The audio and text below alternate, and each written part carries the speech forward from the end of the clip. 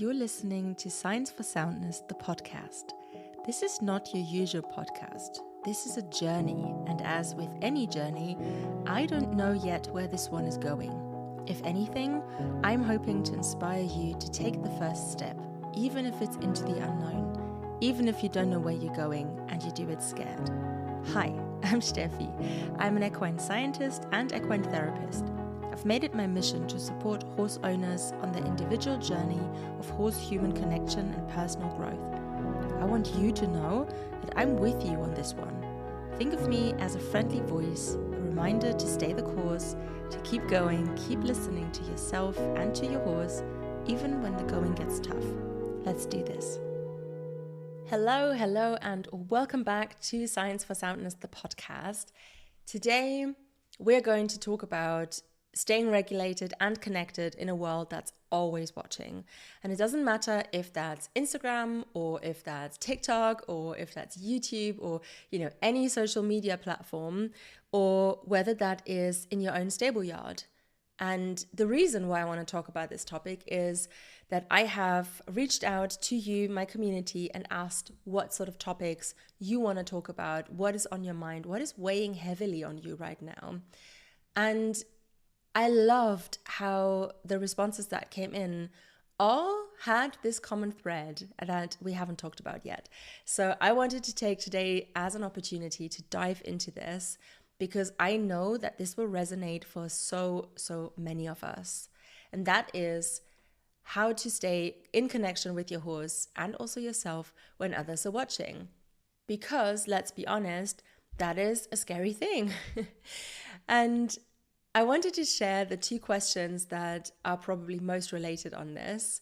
One of them is asking, how can we deal with the way we are perceived by our external environment, especially with, in the sense of being witnessed in your horse-human journey and your horse-human connection and the training that you do with your horse. And the other one is how to stay safe and connected with yourself and your horse when other people are around. So they're pretty much coming from the same, it's a common thread. However, I believe that these two questions were asked from very different perspectives. One of them as a trainer and one of them as an owner, but also maybe both. So this episode is for anyone who's ever felt like they've lost connection with their horse or themselves because of the pressure of being watched or witnessed by others. First of all, we should talk about why this happens. So the thing is that we are all wired for connection. We're all wired to stay safe and connected in order to survive. And it sounds really harsh when we say that because people, when I say survival or survival mode or we want to survive, it just sounds like this really drastic, dramatic thing that is happening when it is just biological. Obviously everybody wants to live and we all want to live well.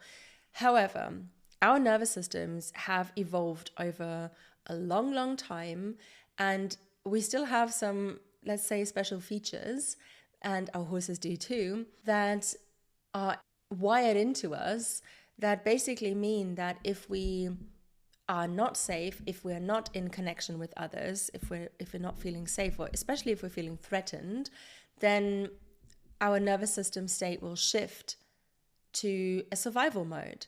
The thing about the survival states is that it can look very different for everyone, but there are, generally speaking, a couple of 4 states, and then I would say there are 2 more that we could throw in there. And in these states, so one of them is fight, one of them is flight, then we have fawn and freeze, but also dissociation and shutdown. So in any of these states, it means that we are so overwhelmed, we are so stressed, we are not managing very well in this particular situation, and our nervous system kicks into a state of survival because the body feels the threat, even though it might not be somebody holding a knife to you, but it might still be feeling as if something like that is happening. And then I want to briefly touch on social soundness here because I feel like people misinterpret social soundness a lot, especially when it comes to horses, but also for ourselves. Social soundness is not just about finding the right friend group, or, finding your crew. It's not about finding the right horses for your horse to be around, or, finding the right 3 horses that they can stay in a stable with. That is not what social soundness is. I mean, yes, that is part of it, but it's not all of what I'm saying. Social soundness very much is also about this need for social connection in order to survive. And again, that might sound dramatic, but humans as well as horses are designed to live in community. We are designed to live in this community with each other in order to benefit the most from that community and in order to thrive. And if we don't have that sense of thriving in the community, but actually feel scrutiny, or, when you feel like there is social pressure because somebody might be watching you and your horse, then you don't feel safe in that setting. And then all of a sudden, social soundness becomes very unbalanced. And you might find yourself in a state of survival instead. And that could be fight or flight. It might be fawn. It could be any of them, really. But that can activate, and that's where I'm trying to get to. This survival state can activate purely from feeling observed, from just sensing that somebody might watch you in this particular moment. And, for me personally, sometimes when I know that I have put the camera up in order to film me with my horses, that might already influence me, because I know I'm being watched. Even though it doesn't mean I have to send out the video and share it with the world, I still know something or someone is watching in some way, shape, or form. So what happens in that moment is we go into a state of survival. We might go into flight by wanting to end the session because we've just noticed somebody came in and started watching. Or we might go even into fight, starting to be really harsh with. I've witnessed this before when clients of mine just became really, really harsh with their horses and want them to do right, even though there was no ask for that, no call. However, the social pressure they felt already made them be in that state of survival. So it's not, oh my God, how could they? It's more about, oh, this is happening, without me thinking about it. And that can happen just from feeling somebody's eyes on you.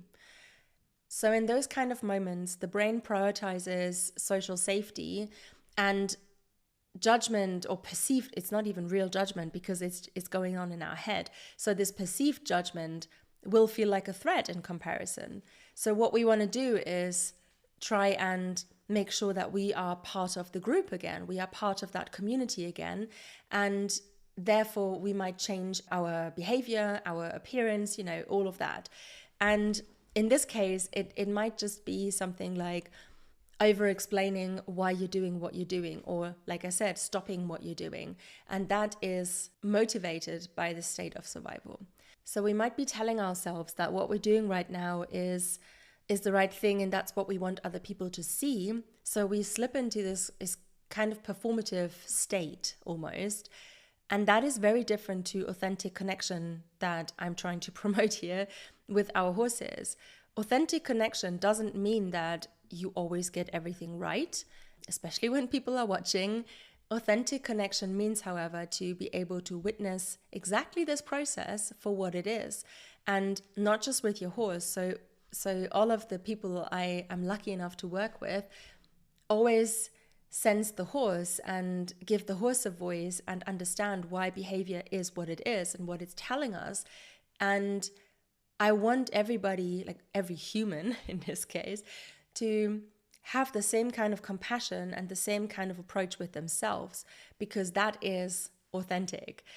If we're able to witness ourselves in this process without, punishing ourselves, or without just down talk us, or any kind of negative backlash that comes from it, from ourselves, then that is also authentic. Realizing that this is part of the process, it's just part of the process. So the thing is that we might try and actually snap into something like a fawn mode and want to appease the person who's watching.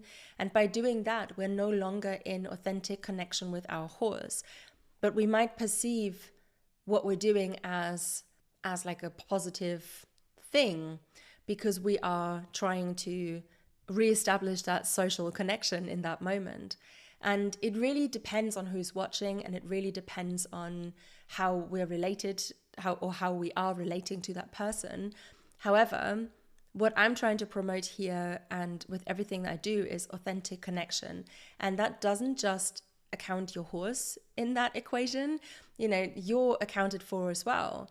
And it's really, really important that you give yourself that same compassion, that same level of I see you, I feel you, I hear you, that you give your horse as well. So whenever you feel yourself snapping into this performance, into this trying to get everything right, and just this like, in this weird state that we get in, when all of a sudden everything just tenses up and our breath becomes shallow and our heart might be pounding, and you just know that there are some eyes on you. When you're in that state, recognize that this is a state of survival. It doesn't mean that it's big and dramatic. It just means that you're finding this incredibly stressful, and your body doesn't know the difference between this is just a little bit of a stretch or this is actually threatening, because you're wired for that social soundness, for that social connection.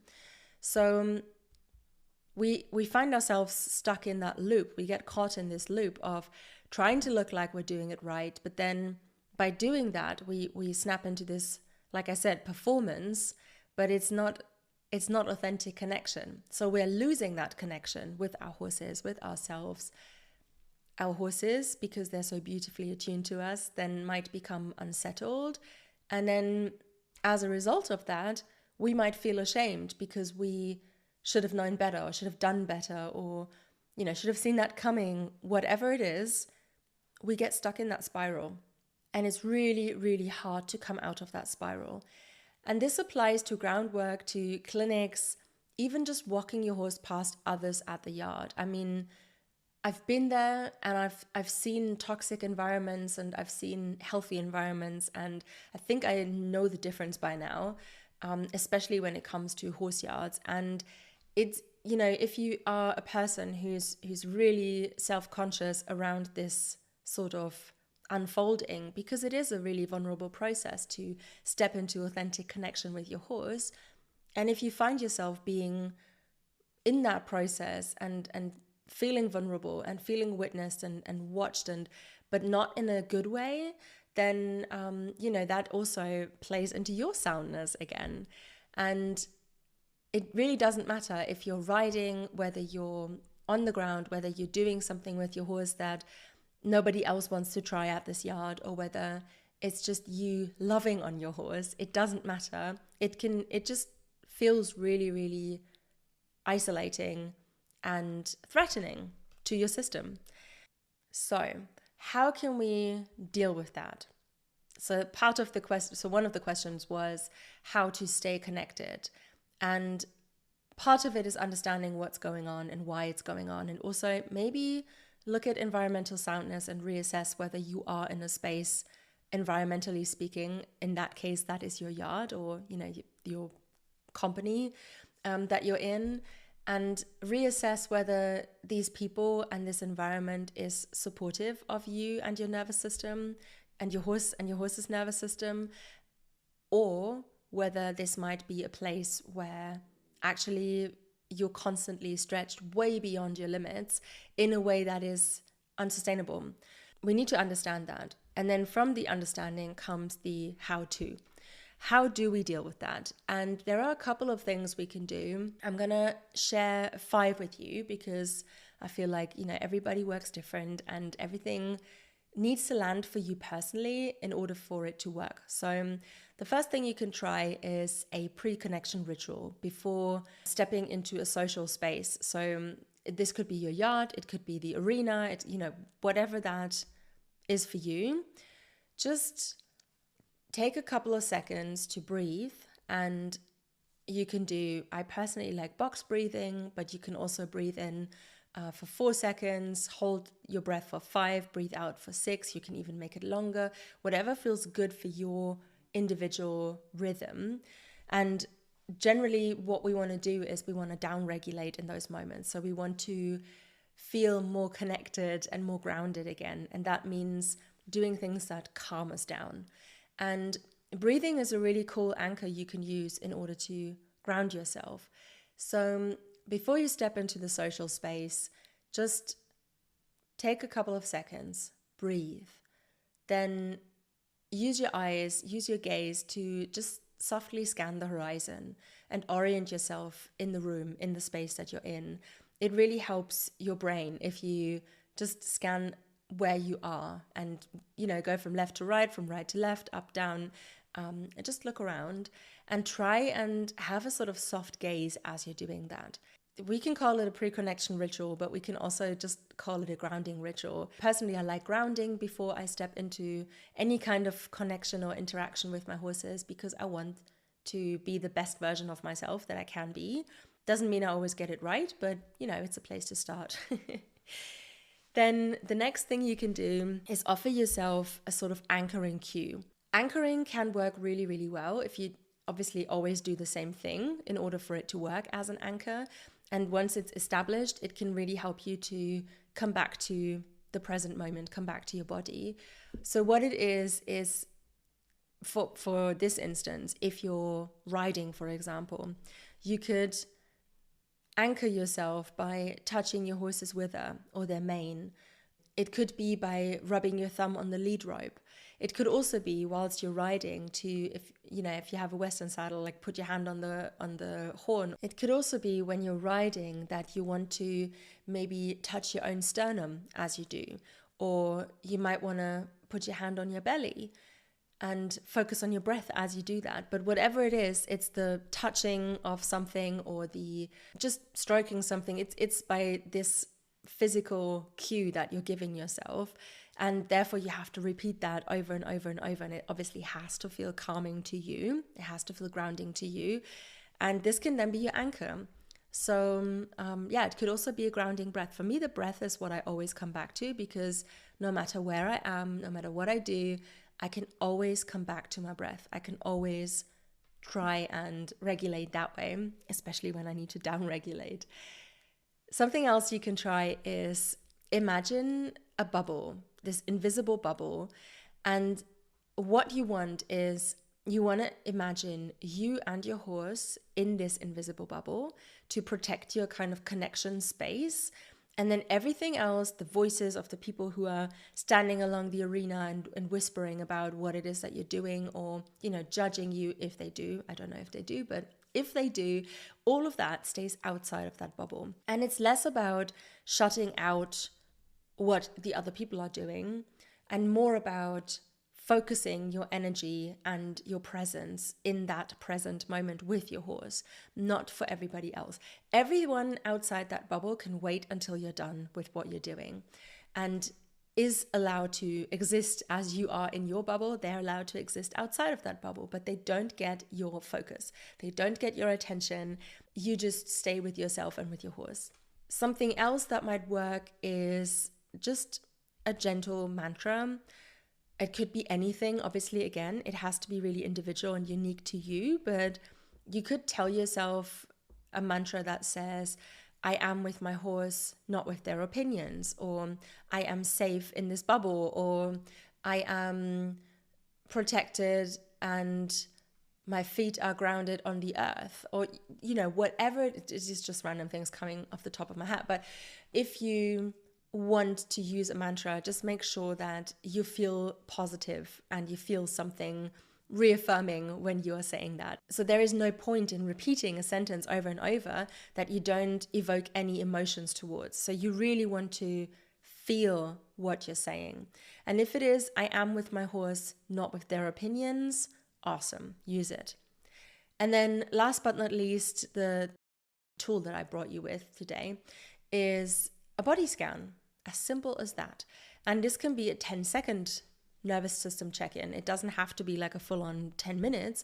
it could just be 10 seconds. Whenever you feel tension rise, and you know how that feels like for you. So for me, tension, when it rises, it's my jaw starts to clench up, my breath becomes really shallow, my shoulders become tense. Sometimes I feel it in my neck, and when it gets really bad, I feel it in my head as well, because it kind of moves up the neck to the head. However, I prefer a grounding body scan in those moments. So like I told you, I always come back to my breath because I know I can always take that with me, and I'll do the same thing here. So I will try and scan my body, and I will just witness what's there, not judge it. Very important, not judging it, just witnessing it. So I might go from the top down or from the bottom up. It doesn't really matter, and I just check in where the tension is and what it feels like. Maybe it's a sharp pain, maybe it's just tension, general like tension, maybe it feels like a lump in my throat, whatever it is, I will try and just check in when and how I experience that.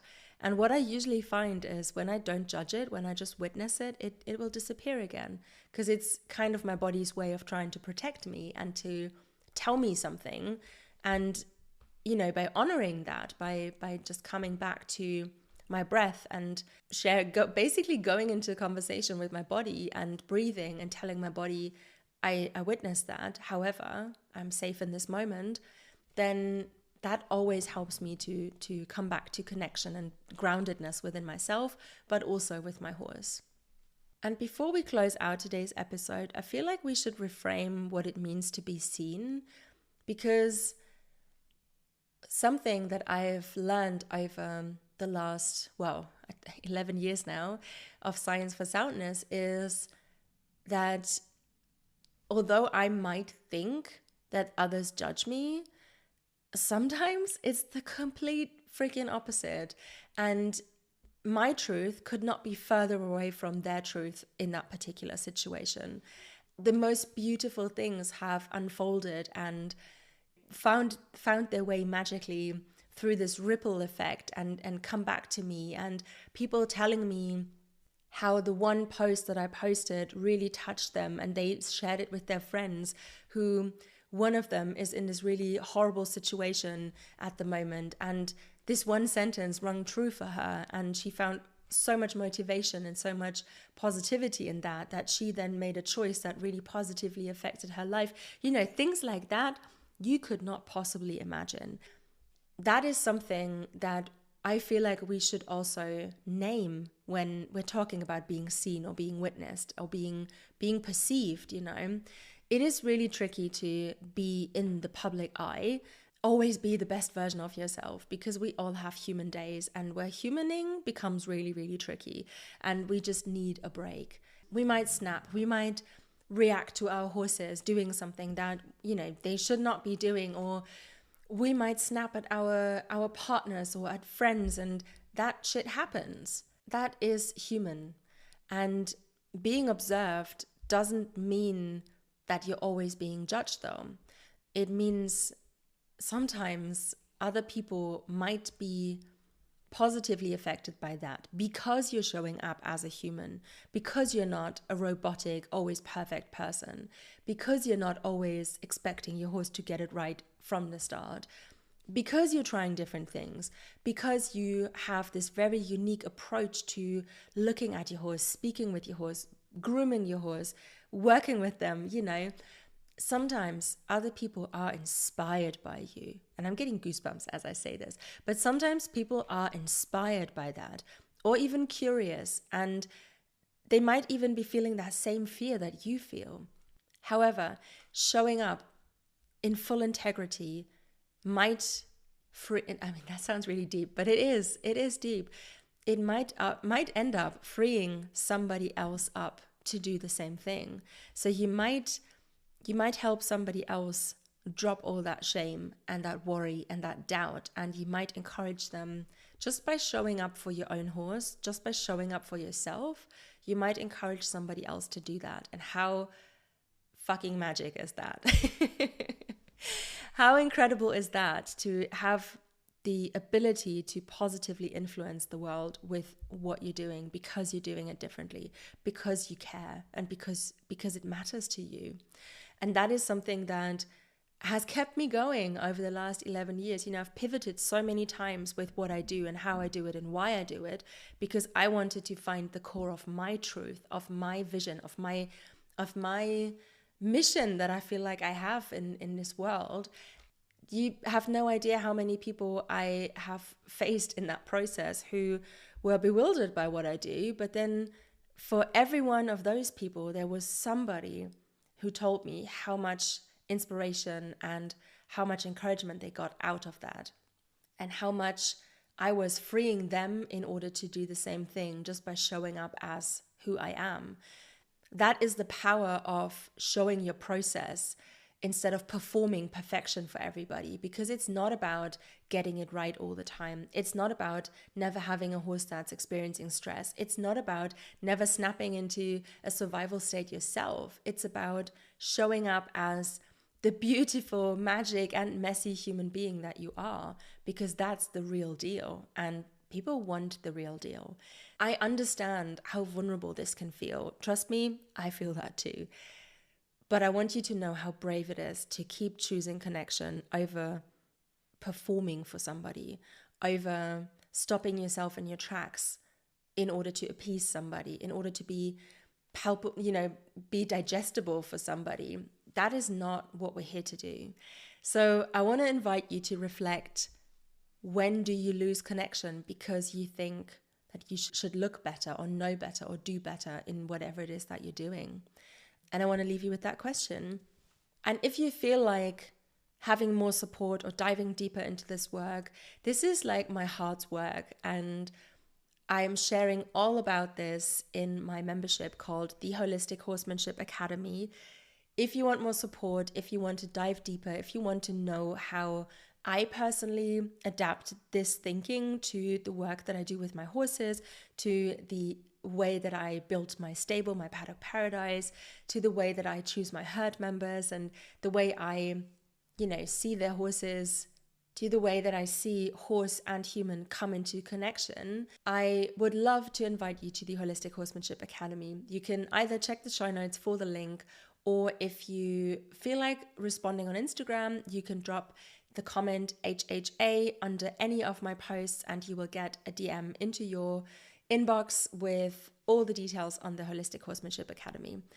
It's a beautiful space and it's unfolding in the most magical ways, and I could not be prouder of the people who are in there, their journeys, the way they inspire me by showing up as authentically and vulnerably as they are, and how much it means to me to be working alongside you. It's just, it's just a beautiful space. So if you feel like joining us, come head to the Holistic Horsemanship Academy. And until next time, friends, if you have any specific wishes, anything that's weighing on you, where you feel like this could be the next episode because it might help somebody else, then drop that either via DM on Instagram. You can leave a comment under this podcast episode, and I will do my best to fabricate it into an episode, because I really truly think that we all are here to help walk each other home to ourselves and home to the presence and the connection that we all desire and deserve. So love to everyone out there, and I'll hear you soon. Hi friend, I hope you found something in this episode that resonated with you. I'm beyond grateful that you hung out with me today for a little while, and I do hope that you come along for the ride. Make sure you subscribe to the podcast, and if you feel like it, leave a review. Your feedback is greatly appreciated. If you have any questions or would like me to talk about a certain topic, check the show notes for ways to get in touch. I can't wait for next time. You got this.